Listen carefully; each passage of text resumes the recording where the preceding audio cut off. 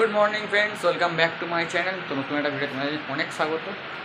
তো আমি রেডি হয়ে আছি, ভিডিও রেডি হচ্ছে, মেয়েটাকে নিয়ে আসতে যাবো এসে। আর আর অনেক কাজ আছে। তো থাম্বনেলের টাইটেল দেখে বুঝতে পারছি ভিডিওটা কী নিয়ে হচ্ছে। তো আগে তোমাদের প্রীতি যাওয়া তোমাদের বলে দিই যে আগে তোমাদের প্রীতি দিই রান্না করছি চলেছে। প্রথমবার কচু কাটবে, তাও সকালে কি আমরা কচু কেটে দিলাম, কচুগুলোকে কাটতে গেছে হাতে গ্লাভস করে ছুরি নিয়ে। তো এরপরে যে কচুটা কাটা হবে তখন ওরা কীরকমভাবে কাটে তোমাদের সাথে সেটা শেয়ার করবো। তারপরে রান্নাটা করবে মানে আবার কি ইলিশ মাছের মাথা দিয়ে কচু শাক, তো সবই হবে।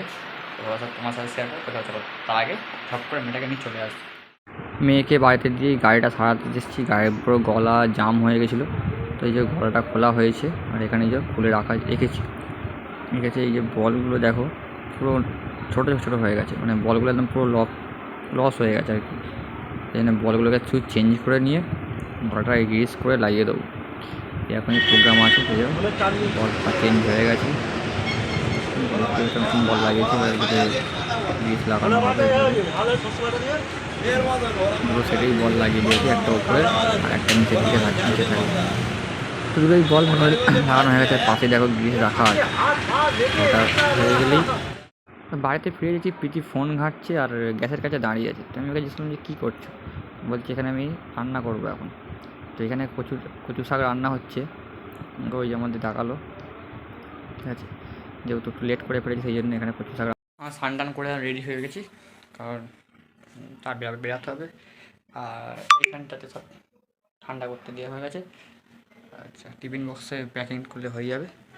তো আমি একা যাবো না, প্রীতিও যাবে। আর টাকা ফাকা তুলে নেবো, সব একেবারে কাজ মিটিয়ে আসবো। আর বিকেলে যদি কোথাও বেড়াই তোলে দেখতে পাবো। ঠিক আছে, তো চলো বেড়াই। বলতো এই যে আমরা খেতে বসে পড়েছি, আমাদের পিটি চলে এসছে। পিটি দিয়ে রান্না করা হয় কচু শাকটা হেভি হয়েছে। আর এই যে পিটি রান্না করা ইলিশ ভাপা, এটা আমার খুবই কালকে করেছিল, কালকে খুব ভালো হয়েছিল। এটা কি জল দিয়েছো? না, জল দেওয়া জল ফেলেছে না ঠান্ডা থেকে?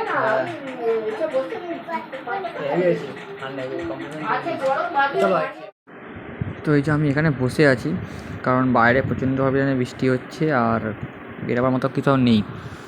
তো বাইরে যাওয়ার কিছু নেই, তাই ঘরে বসে আছি। কী ভাবছি যে কিছু একটা করবো, কী একটা করা যায়। তো হঠাৎ দেখি প্রীতি এখানে একটা নার্সের ড্রেস পরে রেডি হয়ে চলে এসেছে, কারণ ও একটা ভিডিও শ্যুট করবে। তো সেই ভিডিওটা তোমরা দেখতে পেয়েছো, আশা করছি দেখে নিয়েছো, ফেসবুকে বা ইউটিউবে দেখতে পেয়েছো যে ও কী নিয়ে একটা ভিডিও শ্যুট ক্রিয়েট করেছিল একটা লুক। তো সেইটা দিক মানে আর কি করেছে। যাই হোক, তো বসে বসে এখন ওয়েট করছি যে কতক্ষণে ও আর কি এই শ্যুটটা কমপ্লিট করবে, কারণ এটার জন্যই আমাদের প্রচুর এক্সপেরিয়েন্স। তো যদি বৃষ্টি থামে তাহলে বেরাবো, এরকম একটা প্রোগ্রাম আছে, কিন্তু বৃষ্টি তো হয়েই চলেছে, থামছে না। ঠিক আছে, চলো এখন এবার বেরাই। ও শ্যুট ওই যে বাইরে যাচ্ছে, বাবাকে দেখাতে যাচ্ছে। চলো দেখে আসি কী দেখায়। আসছে, চলো চলে এসেছে বাবার কাছে। আর দেখো কী করবে ও, বাবাকে চেক আপ করছে। দেখেছো নাকি তোমার কোথাও বাবাকে চেক আপ করছে। দেখো বাবার ডাক্তার নাকি তার টেলিস্কোপটা তার কানে, রুগীর কানে লাগিয়ে দেখছে যে রুগীকে দেখাচ্ছে দেখো তোমার সব কিছু ঠিকঠাক আছে কি না। এ কীরকমভাবে নার্স হবে। যাই হোক, তো এটা হয়েছে। তো আজকের ভিডিওটা এই পর্যন্তই ছিল। যদি ভালো লাগে তো অবশ্যই লাইক করো, কমেন্ট করো, জানিয়ে ভিডিওটা কেমন লেগেছে। দেখা হবে নতুন একটা ভিডিওতে। ততক্ষণে চলো টাটা, বাই বাই, দেখা হবে নতুন ভিডিওতে। তো আর এই ভিডিওটা দেখবো যে নার্সটা থেকে মানে কেমন লেগেছে সেটাও কিন্তু অবশ্যই জানিও। ঠিক আছে, মোটামুটি ও নার্সের ড্রেসটা পরে এখন নিজেরটা নিজেই চেক আপ করে নিচ্ছে। ঠিক আছে, আর বেশি কথা বাড়াচ্ছি না, এই পর্যন্তই আছে। চলো, আর ভিডিওটা শ্যুট করতে হবে, তো এই পর্যন্ত রাখছি ভিডিওটা। দেখো আবার মুখ দিয়ে হ্যালো হ্যালো করে দিল একটুখানি। চলো বাই বাই, দেখা হবে নতুন ভিডিওতে।